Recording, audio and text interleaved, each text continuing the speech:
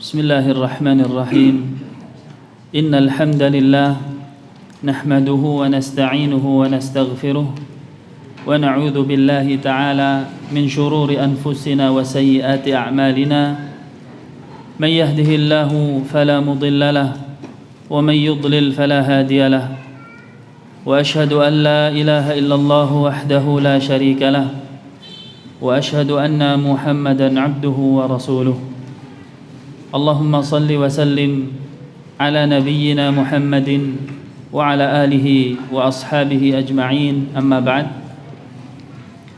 Jamaah sekalian, kaum muslimin dan muslimah, waffaqani Allah wa iyyakum jami'an. Alhamdulillah, segala puji bagi Allah Subhanahu wa taala. Kita bisa melanjutkan kegiatan kita, yaitu Majlisul Ilm, yang dalam waktu kita ini kita membahas kitab Al-Kabair, sebuah karya dari Al-Imam Adz-Dzahabi rahimahullahu ta'ala, dan kita beristifadah mengambil faedah dari penjelasan Syekh Al-Allamah Muhammad ibn Shalih Al-Utsaimin rahimahullahu ta'ala. Pada pertemuan yang lalu kita sudah selesai bahas muqaddimah bahwasannya Al-Kabair adalah dosa-dosa yang disebutkan oleh Allah Subhanahu wa taala dan Rasulnya sebagai larangan, dengan diakhiri dengan laknat atau murka atau neraka atau berkaitan dengan hukum-hukum had. Itu adalah batasan dari Al-Kabair atau dosa besar. Dan insyaallah sekarang kita masuk pada Al-Kabiratul Ula. Di dalam kitab ini pada halaman ke-9, Al-Kabiratul Ula, atau yang disebutkan dosa besar yang pertama di dalam deretan dosa besar. Muallif rahimahullahu ta'ala mengatakan asyirku billahi ta'ala. Dosa besar yang pertama yang kita bahas adalah asyirku billahi ta'ala, yaitu syirik kepada Allah Subhanahu wa ta'ala. Nas'alullaha an yufaqqihana wa yuwaffiqana ilman nafi'a wa amalan salihah. Semoga Allah Subhanahu wa ta'ala menambah amal soleh atau menambah ilmu yang bermanfaat pada kita dan berbuah amal yang soleh. Penulis mengatakan wa huwa an taj'ala lillahi niddan wa huwa khalaqak. Al-Imam Adz-Dzahabi mengatakan syirik maksudnya adalah ketika engkau menjadikan tandingan bagi Allah Subhanahu wa taala, wa huwa khalaqak, dan dia adalah penciptamu, wa ta'budu ma'ahu ghairahu, dan engkau menyembah Allah Subhanahu wa taala dan juga menyembah selainnya. Ya. Maka di sini Al-Imam Adz-Dzahabi memberikan penjelasan kepada kita jamaah sekalian, yaitu apa definisi dari syirik. An ta'budallaha wa ta'buda ghairahu. Ya, yaitu ketika engkau menyembah kepada Allah, bukan tidak menyembah kepada Allah, menyembah kepada Allah tetapi menyembah kepada selainnya juga. Kemudian tadi yang pertama beliau mengatakan an taj'ala lillahi niddan, engkau menjadikan tandingan bagi Allah Subhanahu wa taala. Engkau menjadikan tandingan bagi Allah Subhanahu wa ta'ala. Ini makna lebih luas. Tandingan dalam hal-hal yang tidak boleh kita menjadikan tandingan kecuali hanya kepada Allah Subhanahu wa ta'ala. Maka di sini di dalam lafaz syahadat kita asyhadu an la ilaha illallah, maka tidak boleh kita jadikan tandingan kepada Allah Subhanahu wa ta'ala dari makhluknya apapun itu. Yang kita pahami di situ adalah la ilaha illallah. Tidak ada ilah. Tidak ada ilah illallah kecuali Allah. Apa itu ilah? Ilah adalah ma'bud, yaitu zat yang disembah. Zat yang disembah. Kapan zat tersebut berhak untuk disembah atau mendapatkan gelar ma'bud yang disembah? Yaitu ketika zat tersebut mempunyai rububiyah. Rububiyah adalah seluruh hal yang bisa dikerjakan oleh Tuhan yang berhak disembah tadi dan tidak bisa dilakukan oleh selainnya. Rububiyah adalah hal yang hanya bisa dilakukan oleh al-ma'bud yang berhak disembah tadi dan tidak bisa dilakukan selainnya. Sebagaimana Allah Subhanahu wa taala firmankan di dalam surat Al-Baqarah, ya ayyuhan nasu'budu, menggunakan lafaz u'budu, sesembahan, sembahlah. Ya ayyuhan nasu'budu rabbakumul ladzi khalaqakum, wahai manusia, sembahlah Rabb kalian. Kemudian Allah sebutkan sebabnya. Kenapa kok disembah? Alladzi khalaqakum, yang mana dia telah menciptakan kalian. Maka dibalik makna ini adalah jangan sembah yang bukan menciptakan kalian. Jangan sembah yang bukan menciptakan kalian. Alladzi khalaqakum walladzina min qablikum, dan yang menciptakan generasi sebelum kalian.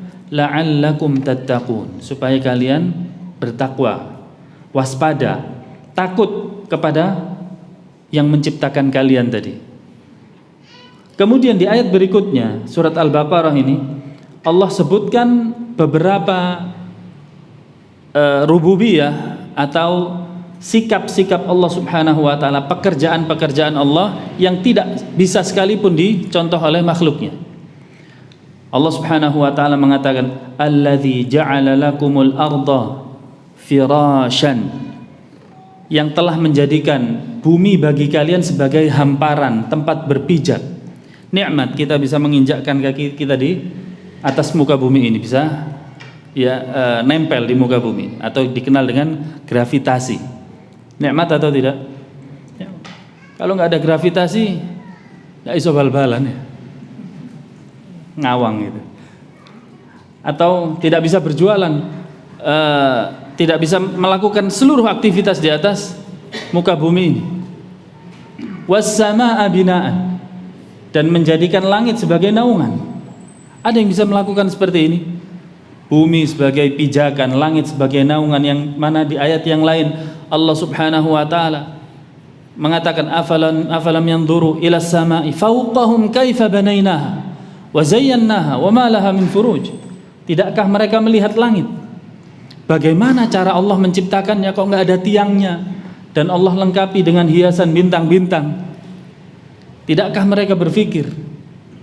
Ya, ini adalah Allah sentuh dari rububiyah, pekerjaan-pekerjaan yang mustahil dilakukan oleh makhluknya siapapun dia, sekaya apapun dia, setinggi apapun jabatannya, walaupun mereka bersekutu untuk melakukannya, ya tidak akan bisa melakukannya.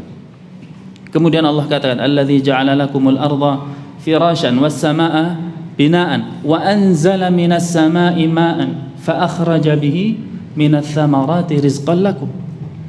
Kemudian dialah yang telah menurunkan hujan bagi kalian, yang dengannya, dengan air hujan tadi, tumbuhlah rizki untuk kalian dari muka bumi ini, atau dari dalam tanah tadi.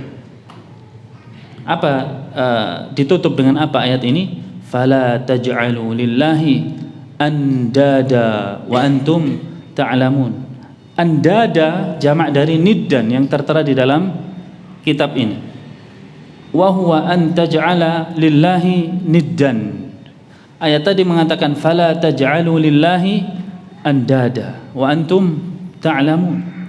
Al-Imam Ibnu Katsir mengatakan, disinilah dalil yang qat'i, yang jelas, bahwasanya Allah Subhanahu wa taala yang satu-satunya berhak disembah dengan benar, karena Allah Subhanahu wa taala yang mampu melakukan itu semua. Menciptakan, kemudian menjadikan bumi sebagai hamparan, langit sebagai naungan, ya. Kemudian menurunkan hujan dan menumbuhkan seluruh tumbuh-tumbuhan dari air hujan tersebut. Fala taj'alu lillahi andada. Janganlah engkau menjadikan tandingan bagi Allah Subhanahu wa taala. Artinya jika ada yang mampu berbuat seperti itu, silahkan jadikan tandingan. Ada yang bisa? Abadan, sama sekali nggak ada yang bisa. Ya, walaupun makhluknya seluruhnya bersekutu untuk menurunkan hujan, bisa? Sama sekali. Maka di situ kadzab, ada yang mengatakan bisa menurunkan hujan apalagi punya remote-nya hujan. Ya. Ini adalah pendusta besar. Kemudian beliau mengatakan min hajarin au basharin au syamsin au qamarin. Entah sesembahan apapun itu, baik berupa batu atau manusia atau matahari atau bulan, au nabiyyin, atau bahkan seorang nabi, au syaikhin, atau seorang syekh, guru, au jinni, atau jin, au najmin, atau bintang, au mulkin, au malikin, atau seorang raja, au ghairi dzalik, atau selainnya, sama sekali. Dan di sini nanti kita akan ketahui beberapa macam kesyirikan secara global. Kesyirikan banyak sekali, tapi nanti akan kembali kepada penjelasan yang insyaallah akan dijelaskan nanti. Kemudian Al-Imam Az-Zahabi mengatakan, qala Allah Ta'ala, Allah Subhanahu wa Ta'ala berfirman, innallaha la yaghfiru an yushraka bihi wa yaghfiru ma duna dzalika liman yasha. Sesungguhnya Allah tidak mengampuni ayyushraka bihi, jika dirinya dipersekutukan dengan apapun, wa yaghfiru ma duna dzalika liman yasha, dan Allah mengampuni dosa yang di bawah kesyirikan, liman yasha, tentu bagi yang Allah Subhanahu wa taala kehendaki.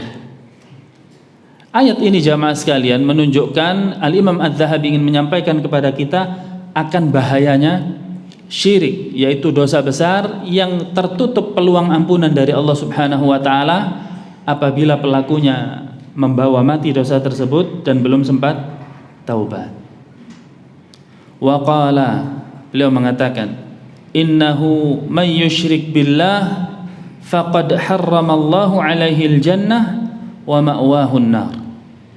Ayat berikutnya yang merupakan bahaya dari kesyirikan, Allah Subhanahu wa taala berfirman, sesungguhnya orang yang menyekutukan atau syirik kepada Allah Subhanahu wa taala, maka Allah telah haramkan atasnya surga, wa ma'wahun nar, dan tempatnya adalah neraka. Wa qala, Allah juga mengatakan, innasyirka la zulmun azim. Sesungguhnya syirik adalah kezaliman yang sangat besar.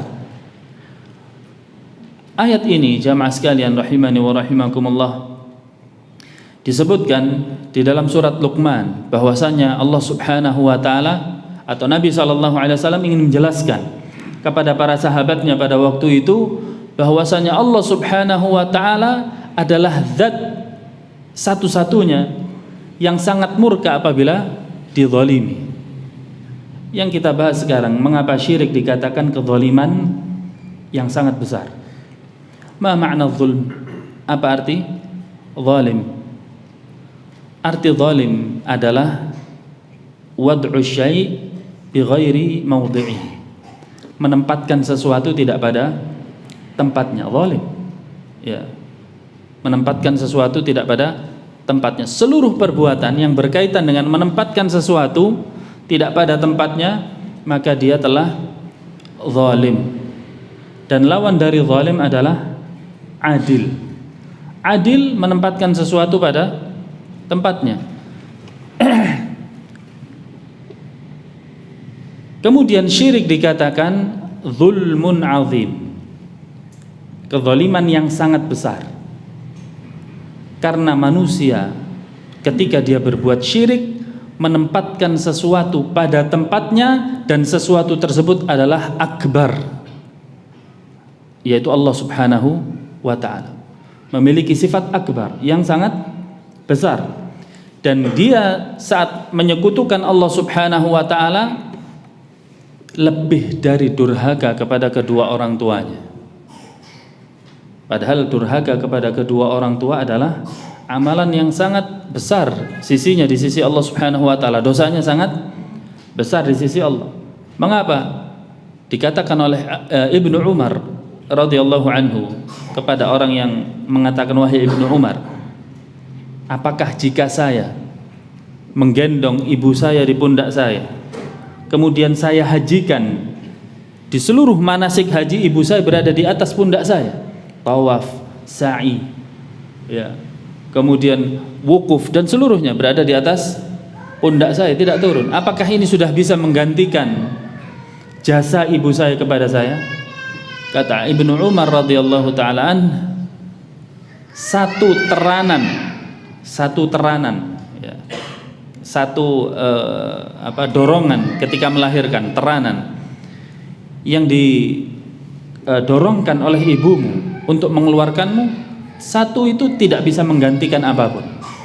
Subhanallah, tidak bisa menggantikan apapun, kecuali jika engkau temukan ayah dan ibumu dalam kondisi perbudakan, kemudian engkau bebaskan, baru bisa membalas jasanya.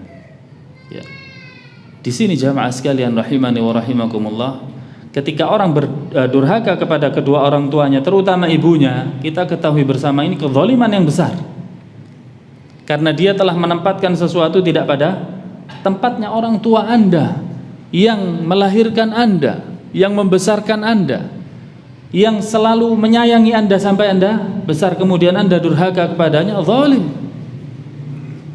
Maka banyak dari manusia lupa Allah Subhanahu wa ta'ala yang menciptakan Anda dan menciptakan orang tua Anda, yang menjamin rizki Anda dan menjamin rizki orang tua Anda, yang menghidupkan dan mematikan, yang memiliki surga dan neraka, semuanya. Lahul mulk fis samawati wa ma fil ard. Kerajaan di langit dan di muka bumi adalah milik Allah Subhanahu wa ta'ala. Kemudian diabaikan, sementara orang tua berbuat baik, tapi Allah Subhanahu wa ta'ala dipersekutukan. Hadza a'zamuz zulm. Ini adalah kezaliman yang lebih besar. Oleh karenanya, inna syirka la zulmun azim. Sesungguhnya perbuatan syirik adalah menempatkan sesuatu tidak pada tempatnya yang sangat besar. Yang sangat besar. Beliau mengatakan kemudian, wal ayatu fi dzalika katsirah. Dan ayat yang membahas tentang bahayanya syirik ini banyak sekali. Faman asyraka billah, barang siapa yang menyekutukan Allah Subhanahu wa ta'ala, thumma mata musyrikan, kemudian dia meninggal dunia dalam kondisi membawa dosa syirik, fahuwa min ashabin nari qat'an, maka sudah dipastikan dia adalah penghuni api neraka. Sekali lagi, hukum ini adalah hukum umum. Kita katakan orang yang meninggal dunia musyrik, maka tempatnya di neraka atas dalil-dalil yang disebutkan tadi. Adapun kalau kita bicara masalah si fulan, tadi kan pelaku musyrik umum, pelaku syirik umum. Kalau sudah bicara orangnya, tunjuk hidung si fulan, maka nanti dulu. Ada ketentuan-ketentuan yang harus kita lewati dan insya Allah akan dijelaskan sambil berjalan kajian ini.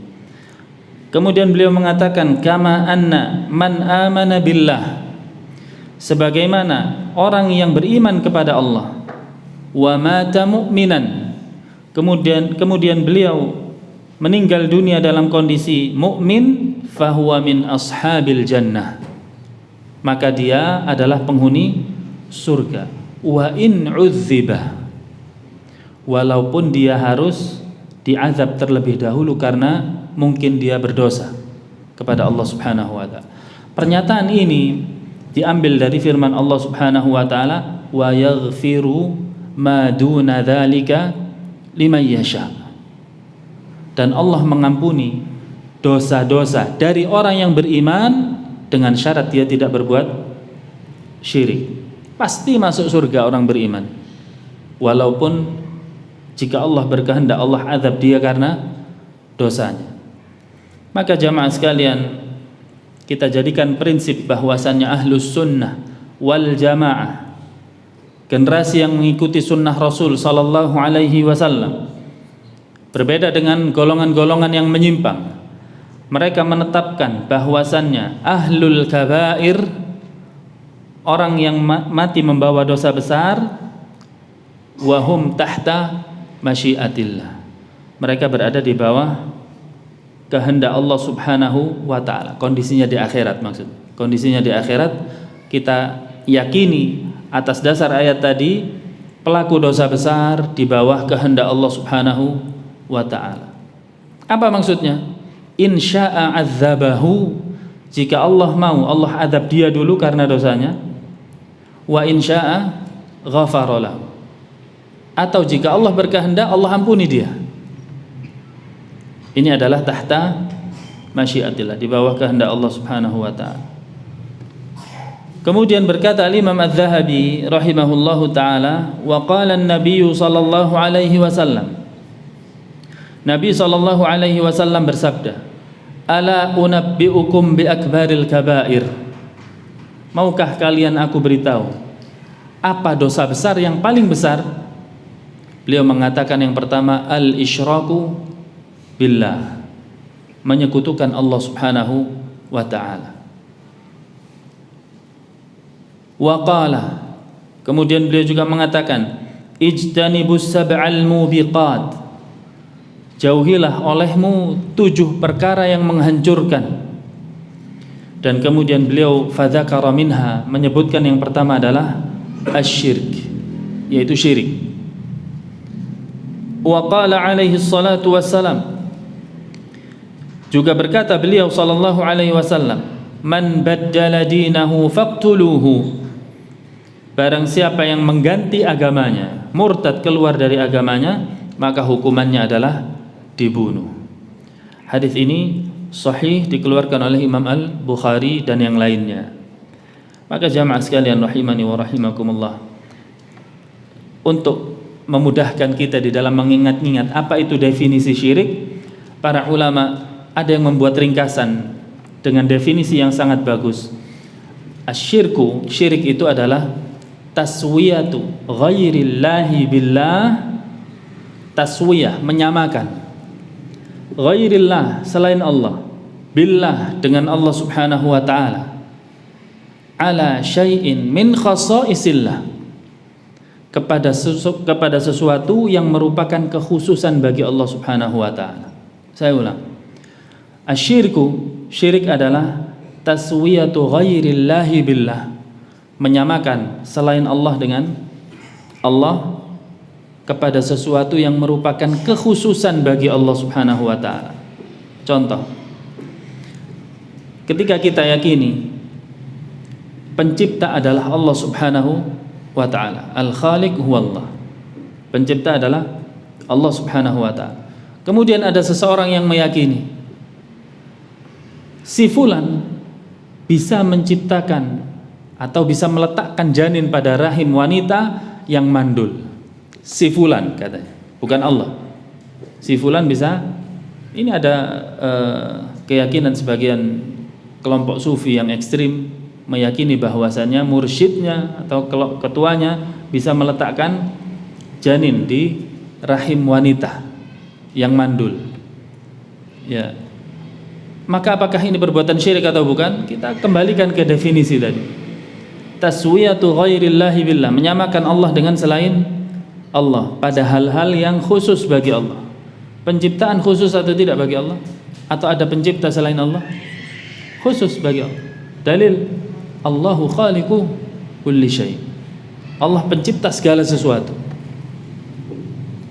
Jika ada yang mengatakan ada pencipta selain Allah, maka dia telah berbuat syirik. Contoh yang lain, siapakah yang bisa mengampuni dosa? Allah subhanahu wa ta'ala. Wa la yaghfiru dzunuba illallah. Tidak ada yang mengampuni dosa kecuali Allah. Kemudian ada seseorang yang bertaubat, mengungkapkan, meluapkan taubatnya kepada seorang guru barangkali, dengan meyakini kalau saya mengungkapkan pertaubatan saya ke guru ini, dosa saya akan diampuni. Ya. Kepada siapa harusnya kita bertaubat? Hanya kepada Allah Subhanahu wa taala. Ya, dan Allah Subhanahu wa taala yang menerima taubat. Tidak ada selainnya. Maka dia telah menyamakan Allah dengan selainnya pada hal-hal yang khusus bagi Allah Subhanahu wa taala, maka dia berbuat syirik. Dan ini berlaku untuk seluruh ketentuan. Menurunkan hujan, memberi rizki, apa hal-hal yang khusus bagi Allah. Memiliki surga dan neraka. Ada yang bisa mampu memadamkan neraka? Siapa? Kalau ada yang mengatakan bisa, maka dia telah berbuat syirik. Definisinya taswiyatu ghairillahi billah. Nah, kemudian di sini disebutkan qala Syekh Ibn Utsaimin rahimahullahu taala, dan ini merupakan syarah Riyadhus Shalihin pada bab ta'kid tahrim mal al-yatim inda kalamihi ala hadis Abi Hurairah. Ya. Dan di sini Syekh Utsaimin menjelaskan hadits Abi Hurairah, hadits Abi Hurairah yang mengatakan tentang sabda Nabi sallallahu alaihi wasallam tadi, ijtanibus sab'al mubiqat, jauhilah olehmu 7 perkara yang membinasakan. Beliau mengatakan as-sab'ul mubiqat al-muhlikat allati tuhlikud din wal iyadu billah.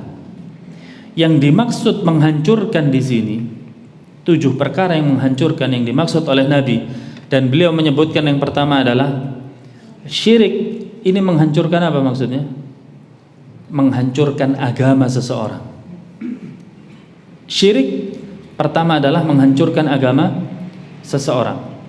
Walaupun di dalam hadis yang lainnya, yaitu ketika Nabi SAW membonceng Mu'adz bin Jabal, kemudian beliau bertanya kepada Mu'adz, atadruna ya Mu'adz ma haqqallahi 'alal ibad? Tahukah engkau wahai Mu'adz, ya, apa hak Allah yang harus ditunaikan oleh hambanya? Mu'adz bin Jabal menjawab, Allahu wa rasuluhu a'lam. Allah dan Rasulnya yang lebih tahu.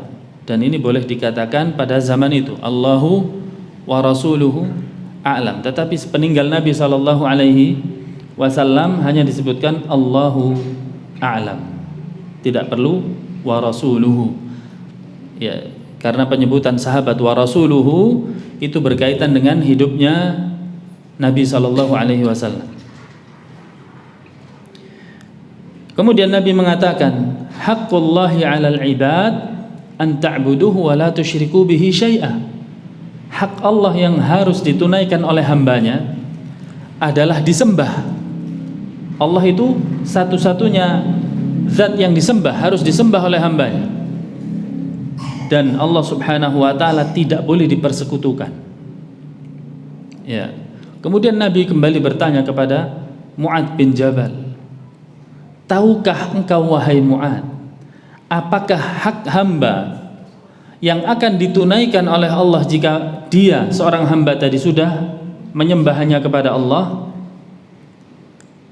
Mu'adz menjawab, Allahu wa rasuluhu a'lam. Kemudian Nabi SAW mengatakan bahwasannya Allah tidak akan menurunkan azabnya. Allah tidak akan menurunkan azabnya.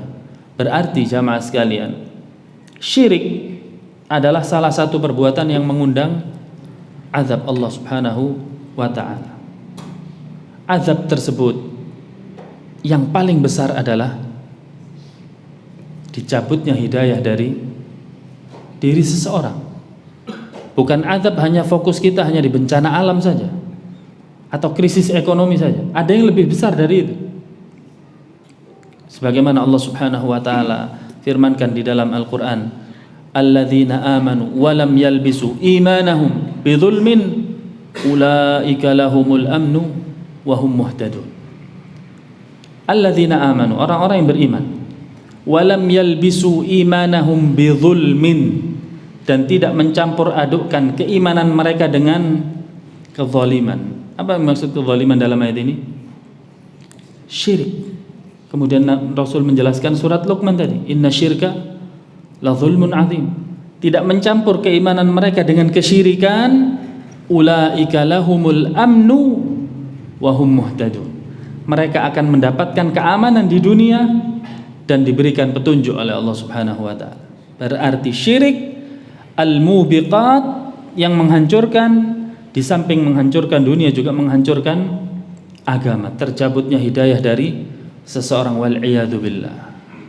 Wa ma'a kulli anwa'ihi, atas segala macam jenis syirik nanti akan kita lewati. Syirik besar atau syirik kecil ini bisa mencabut hidayah. Kemudian disebutkan wa ma hunna ya Rasulullah, apakah 7 hal yang menghancurkan itu wahai Rasulullah? Qala asyirku billah. Rasul mengatakan syirik kepada Allah Subhanahu wa taala. Kata Syekh Utsaimin, wa hadza a'dhamul mubiqat an tusyrika billahi azza wa jalla wa huwa khalaqak. Beliau mengatakan ini adalah sebesar-besar dosa yang menghancurkan seseorang, yaitu berbuat syirik kepada Allah Subhanahu wa taala sementara Allah Subhanahu wa taala adalah penciptanya. Wa an'ama 'alaika, dan yang memberi nikmat kepadamu. Bayangkan, yang memberi nikmat setiap harinya. Kita bangun tidur bahkan tidak pernah minta ya Allah oksigen ya Allah, tapi langsung dapat. Bagaimana ketika Allah Subhanahu wa taala seandainya, ya, wahai hambaku, Anda harus bayar oksigen, berapa jumlah yang harus kita bayar? Betapa rahman dan rahimnya Allah Subhanahu wa taala. Bukan hanya di situ, seluruh hal yang ada di dalam tubuh kita, kesempurnaan mata kita, telinga kita, organ dalam kita, semuanya Allah Subhanahu wa taala berikan kepada kita, plus dengan sistemnya yang otomatis sesuai dengan kebutuhan hidup kita, walaupun orang kafir sekalipun. Allah Subhanahu wa taala berfirman, wa in tusabbihu lahu ma fis samawati wa ma fil ard, tusabbihu lahu as-samawati as-sab'u wal ard wa man fihi. Semuanya bertasbih kepada Allah Subhanahu wa taala, yang di langit dan yang di bumi. Ya, walakin la tafqahuna tasbihahum, akan tetapi engkau tidak mengerti tasbihnya, bagaimana cara bertasbihnya.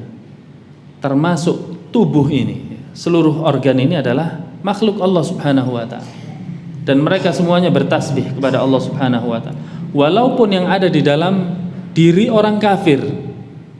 Oleh karenanya tasbih di sini para ulama membagi 2. Ya, ada tasbih dengan lisan, ya, ada tasbih dengan jasad. Seperti orang kafir, lisannya tidak bertasbih kepada Allah Subhanahu wa taala, tetapi jasadnya bertasbih, yaitu maksudnya bertasbih, jantungnya memompa darah untuk seluruh tubuh sesuai dengan perintah Allah. Darahnya juga mengalir sesuai dengan perintah Allah sampai ajalnya tiba. Ini adalah bentuk tasbih atau bentuk ketaatan tubuhnya kepada Allah Subhanahu wa taala. Walaupun orangnya, hawa nafsunya kufur, menentang Allah Subhanahu wa taala. Bayangkan kalau kita renungkan betapa ruginya manusia dan betapa durhaganya manusia tersebut ketika kufur kepada Allah Subhanahu wa taala. Allah Subhanahu wa taala menciptakan jasadnya sesuai dengan kebutuhannya. Ketika lelah matanya ngantuk dan dia tidur. Ketika dia sudah normal, dia akan bangun lagi, aktivitas, semuanya untuk kebutuhan tubuhnya. Dan Allah Subhanahu wa taala berikan cuma-cuma hal tersebut kepada manusia. Walakin, akan tetapi aktsaran nasi la ya'lamun, kebanyakan dari manusia tidak mengerti. Atau ketika Allah Subhanahu wa taala mengatakan Wa in ta'uddu ni'matallahi la tuhsuha.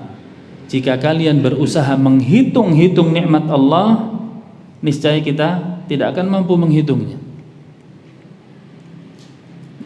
Akan tetapi manusia, kebanyakan manusia apa?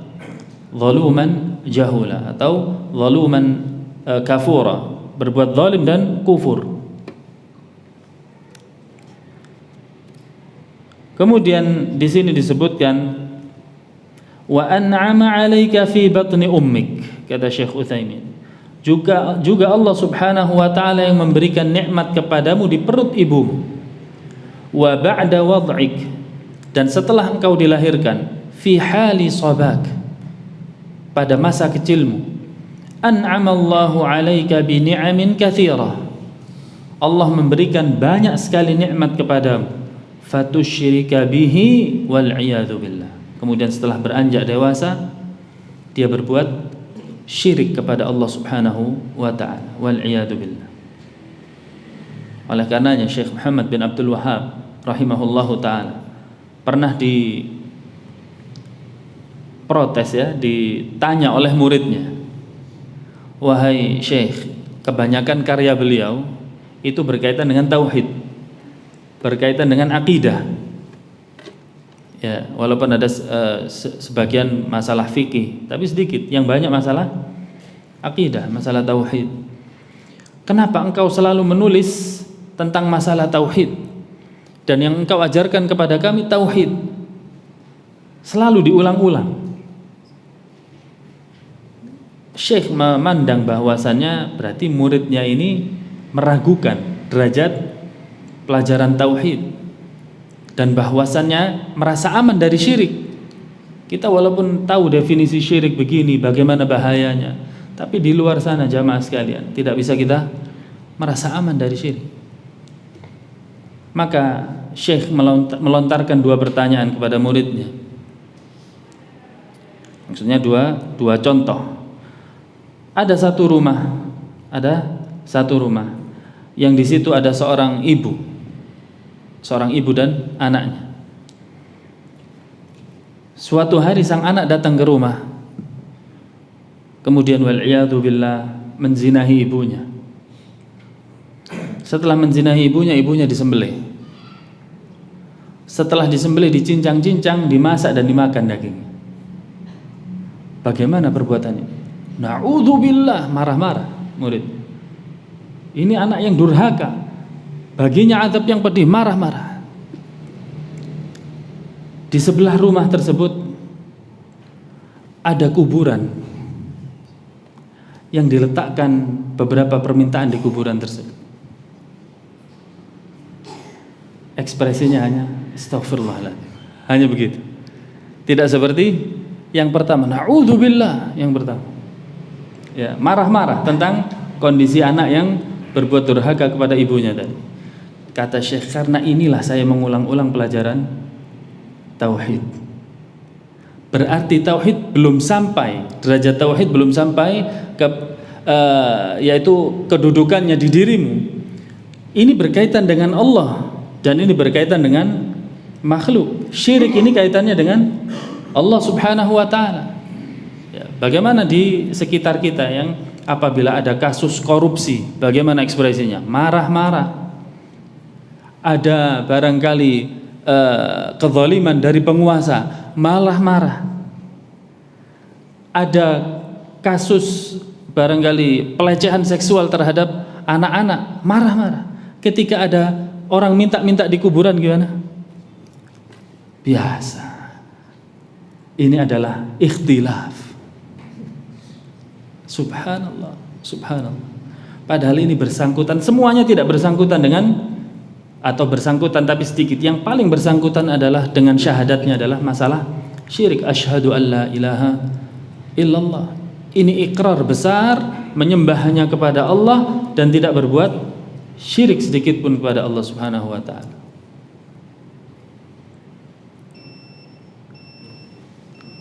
Isya. Adzan dulu. Naam, tafadhol.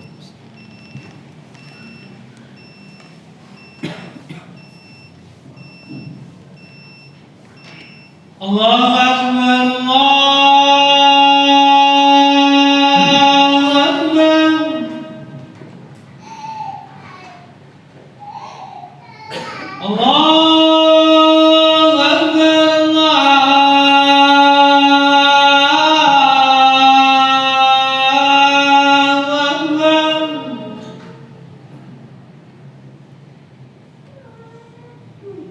Asyhadu an la ilaha illallah.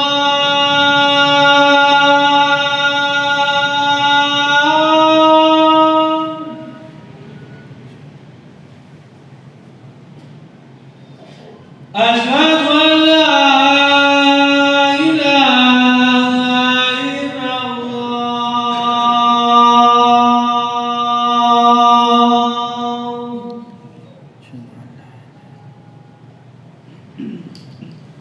Asyhadu anna Muhammadan Rasulullah.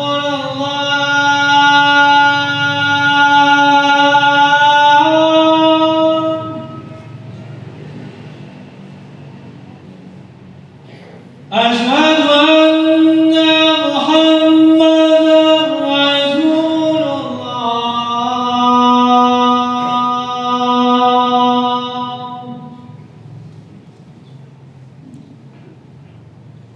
Hayya 'alas salah.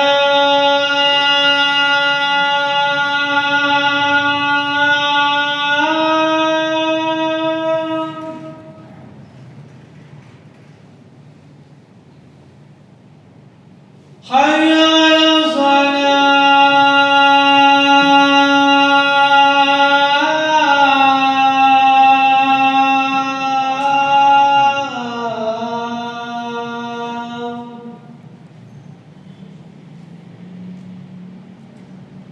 Hayya 'alal falah.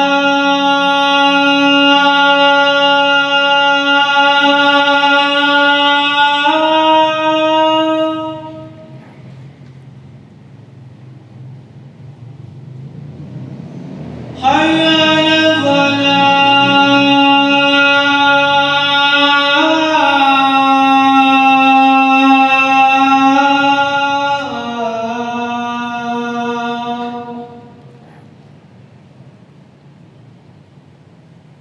Allahu Akbar, Allahu Akbar. La ilaha illallah.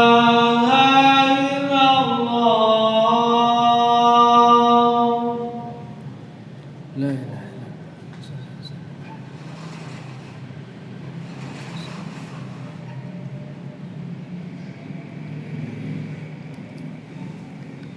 Taib, kita lanjutkan sedikit jamaah tentang beliau mengatakan wal isyraku billah anwa'un katsirah, dan menyekutukan Allah Subhanahu wa taala bermacam-macam jenisnya.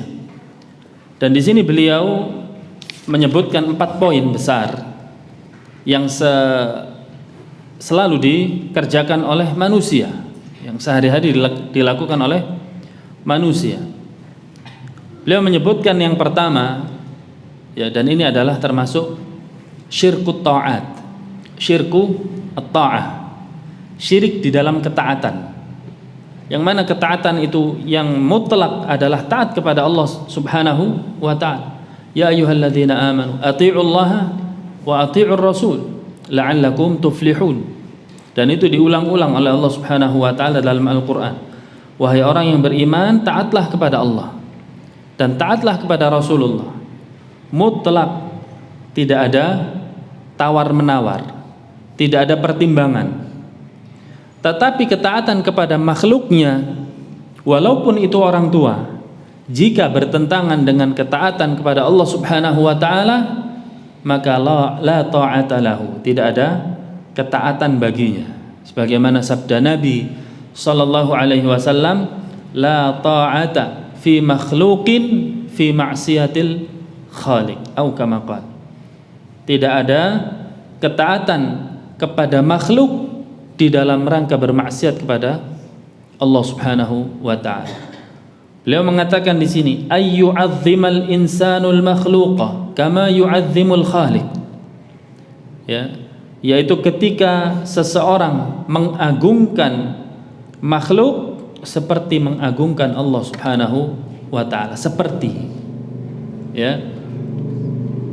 Wa hadza mawjudun uyyida ba'dul khadam al-ahrar wa ghairul ahrar.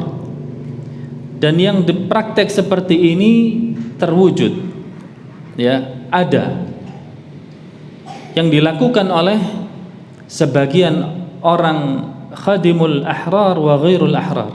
Maksudnya budak kepada majikannya atau pegawai kepada bosnya.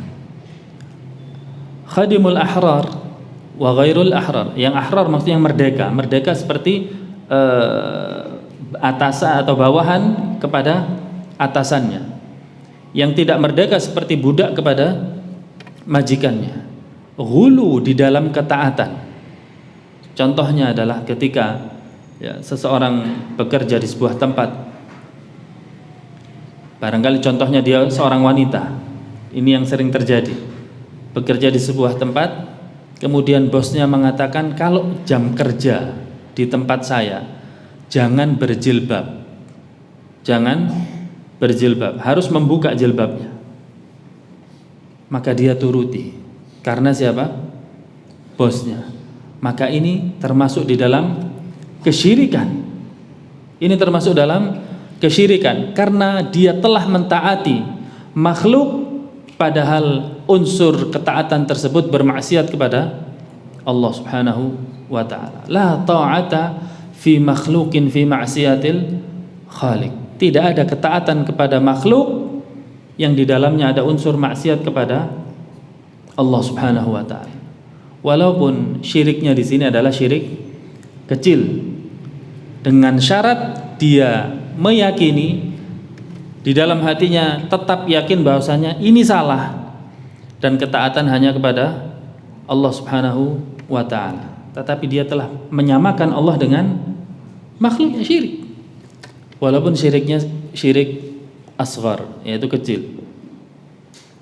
Tajiduhu yu'azzimu ra'isahu, yu'azzimu malikahu, yu'azzimu wazirahu aktsaru min ta'zimillah wal iyadu billah. Engkau temukan banyak di luar sana orang yang mengagungkan atasannya, mengagungkan rajanya, mengagungkan wazirnya di atas atau menyamakan dengan mengagungkan Allah Subhanahu wa taala. Ya. Kemudian beliau mengatakan di sini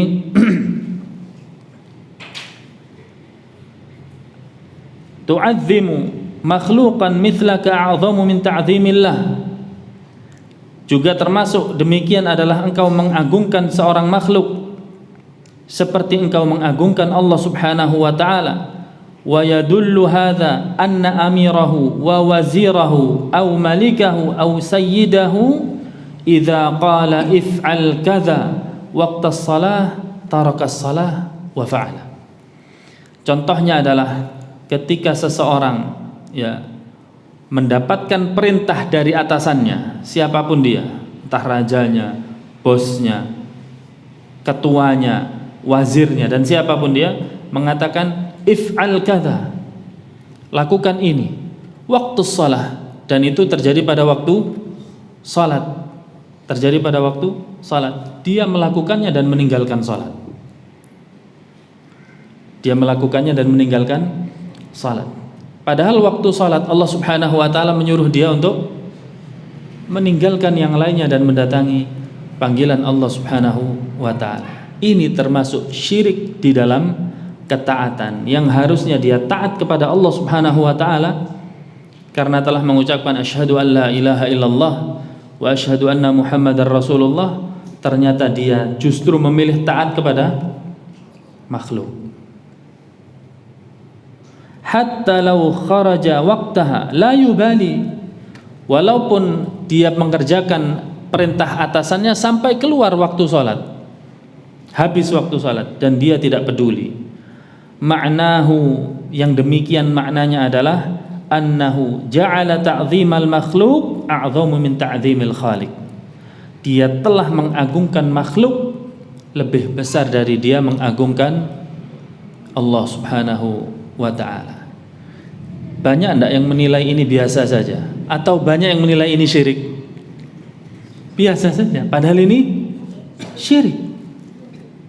Ini menunjukkan bahwa syirik itu banyak sekali cabangnya. Tidak boleh kita merasa aman dari syirik.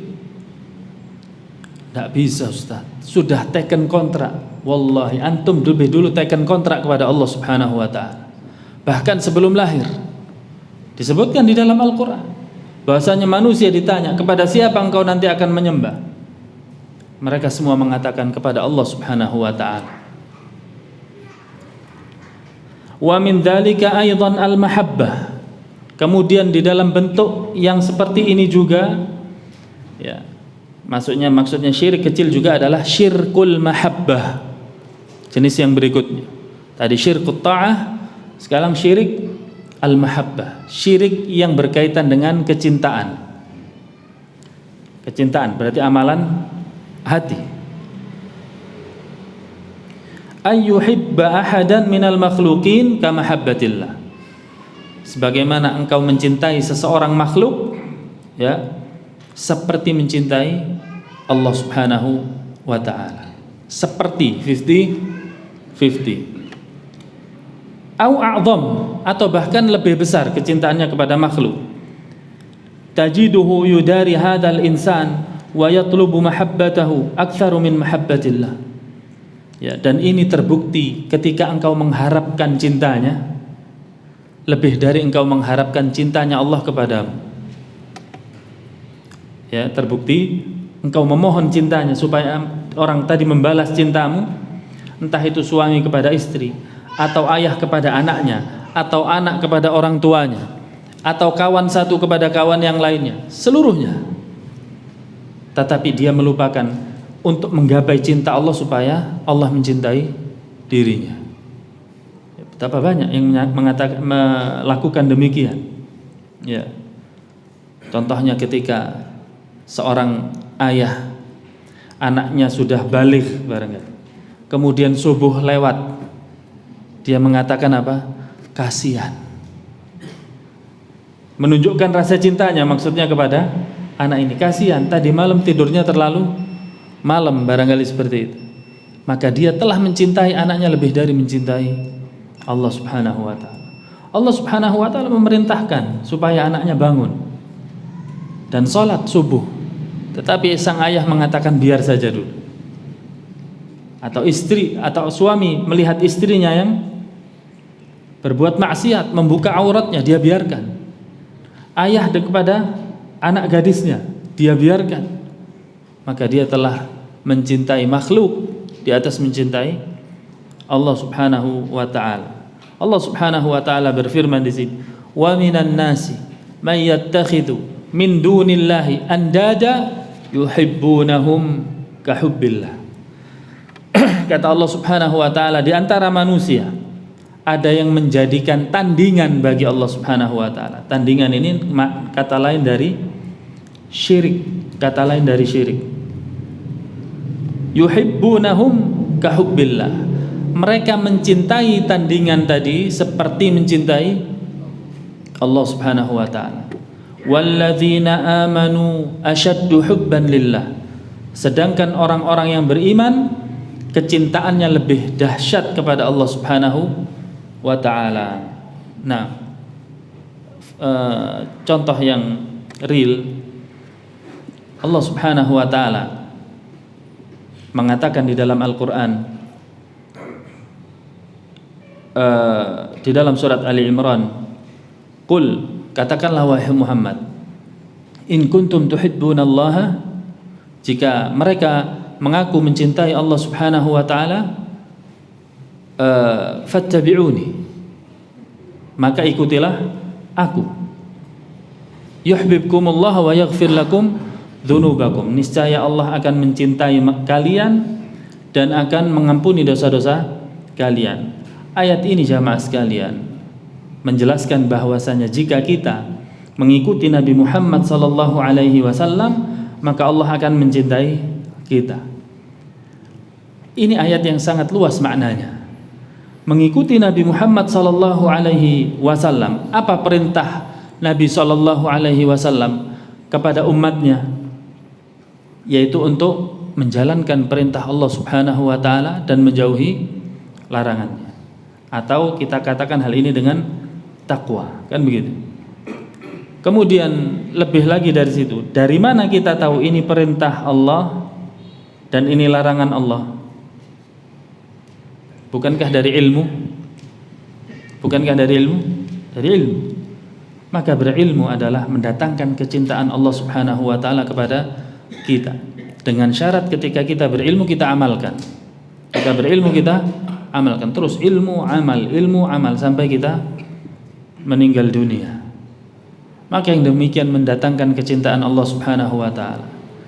Jika statement ini, pernyataan ini berada di dada kaum muslim, kaum muslimin semuanya satu persatu memegang teguh, maka niscaya Allah Subhanahu wa taala akan mensejahterakan mereka. Kehidupan mereka akan bahagia di dunia sampai di akhirat. Tapi ilmu apa yang dipentingkan oleh kaum muslimin? Rata-rata kaum muslimin ya pada zaman ini merasa aib jika di belakang namanya tidak ada gelar duniawi. Aib besar. Walaupun ketika ada gelar duniawi di belakang namanya, tidak merasa aib dia ketika belum bisa membedakan huruf-huruf dalam Al-Quran. Ya, ini bagaimana mengucapkan a, ha, ha, dha. Tidak aib, biasa saja. Tapi akan sangat terpuruk kalau saya sangat menyesal. Dulu diungkapkan sama dia, saya tidak begini, saya tidak begitu. Ternyata apa? Penyesalannya pada ilmu dunia. Silahkan, tidak jadi masalah. Tapi dengan syarat walladzina amanu asyaddu hubban lillah. Tapi jangan jadikan penyesalan terberatnya adalah kegagalan pada dunia. Antum mukmin, antum muslim, punya proyek yang lebih besar daripada dunia, yaitu surga Allah Subhanahu wa taala. Dan surga itu jazaan bima kanu ya'malun, balasan bagi orang-orang yang beramal. Harusnya kita lebih sedih ketika kita belum bisa mengamalkan sebuah sunnah. Apalagi kita ketinggalan ilmu di dalam mempelajari ilmu sunnah. Itu harusnya yang lebih kita sedihkan. Dan ini berkaitan dengan bab ini jamaah sekalian, yaitu mencintai sesuatu dari makhluknya seperti mencintai Allah Subhanahu wa ta'ala. Ini termasuk syirkul mahabbah, syirik kecintaan. Orang kaum muslimin semuanya sepakat ketika mengatakan dunia dan akhirat mana yang harus diprioritaskan? Akhirat. Setuju? Atau ada yang pilih dunia? Setuju ya, akhirat. Ada di luar sana yang mengatakan dunia akhirat harus imbang. Imbang keliru ini buktinya. Imbang itu 50-50 atau bukan? Keliru ini. Menurut ayat ini keliru, berarti harus lebih banyak akhirat. Berarti dikasih waktu sama Allah 24 jam. Tidur berapa jam? Berapa? Cukup tak? 8. Tidak kurang. Di mana aja itu 8? Di rumah Ustaz. Di kajian juga. Terhitung. Ya, kalau 8 berarti dikurangi 24, 16. Yang imbang dunianya saja ngaji 8 jam, dunia 8 jam kan gitu. Kalau 24 jam dikurangi masa tidur sudah 8 jam, tinggal 16 jam. Kerja 8 jam, ngajinya bolong jam. Itu keliru loh, imbang ya tadi katanya. Bagaimana caranya jamaah? Ini pentingnya kita mempelajari ilmu Allah Subhanahu wa ta'ala. orang yang mengerti akan hal ini, dia akan mengisi setiap waktu duniawinya yang unsurnya duniawi, dia isi dengan niat bahwasanya saya melakukan ini semua untukmu ya Allah, untuk wasilah beribadah kepadamu. Saya makan untuk menegakkan tulang punggung saya beribadah kepadamu. Jadi ibadah. Makan kan duniawi tapi jadi ibadah. Bekerja pun demikian, mencari maisha. Ikhlas. Saya keluar dari rumah, bismillahi tawakkaltu 'ala Allah. La haula wala quwata illa billah. Ingin menjemput rezekimu ya Allah. Kemudian saya ingin memberikan nafkah kepada keluarga saya. Ibadah. Tidur kita bisa berniat ibadah. Mandi kita berniat ibadah. Seluruh perbuatan kita berniat ibadah. Dari mana sumbernya? Ilmu. Tidak ada yang lainnya. Sumbernya adalah ilmu. Maka berbahagialah orang yang mengetahui ilmunya, maka dia akan bisa mengubah aktivitas dunianya menjadi bernilai ibadah, mendapatkan pahala di sisi Allah Subhanahu wa taala. Wa khasara, dan akan rugi. Nanti akan kita lewati hadisnya. Ta'isa abdud dinar, ta'isa abdud dirham, kata Nabi SAW. Sungguh celaka hambanya dinar, hambanya dirham. Dan insyaallah kita cukupkan sampai di sini materinya. Wallahu taala ala wa alam. Insyaallah kita selesaikan. Tadi saya kira bisa selesai, ternyata tidak bisa ya. Lebih baik sedikit-sedikit tapi dapat daripada kita terburu-buru tapi hilang begitu saja. Nah, wallahu taala alam. Mudah-mudahan Allah Subhanahu wa taala berikan istiqamah kepada kita di jalan ilmu dan amal, dan mudah-mudahan Allah Subhanahu wa taala menghindarkan kita dari segala macam penyimpangan, dari segala macam fitnah, dan mudah-mudahan Allah Subhanahu wa taala mengampuni dosa-dosa kita semuanya. Wassallallahu ala Muhammad wa ala ali Muhammad walhamdulillahi rabbil alamin. Assalamualaikum warahmatullahi wabarakatuh.